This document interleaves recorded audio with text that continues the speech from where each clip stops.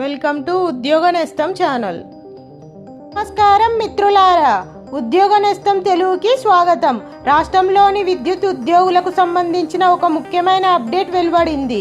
ఉద్యోగులు ఎంతో కాలంగా ఎదురు చూస్తున్న డిఏ పెంపుపై నిర్ణయం తీసుకున్నట్లు సమాచారం. డిఏ పెంపు వివరాలు: విద్యుత్ ఉద్యోగులకు 1.62% డిఏ పెంపు మంజూరైంది.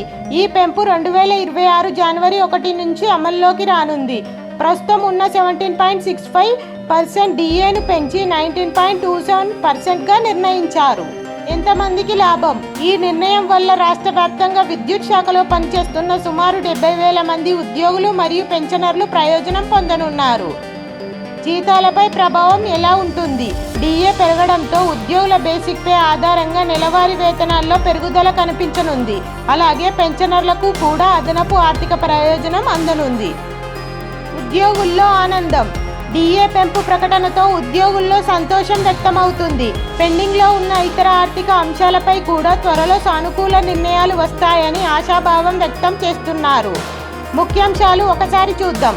డిఏ పెంపు 1.62%. అమలు తేదీ జనవరి 1, 2026. డిఏ 17.65% నుండి 19.27%కి. లబ్ధిదారులు 70,000 మంది ఉద్యోగులు మరియు పెన్షనర్లు.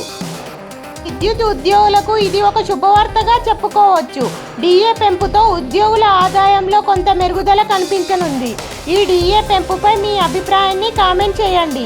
వీడియోకి లైక్ చేయండి, షేర్ చేయండి. ఉద్యోగ నేస్తం తెలుగు ఛానల్ను సబ్స్క్రైబ్ చేసుకోండి. Thank you for watching.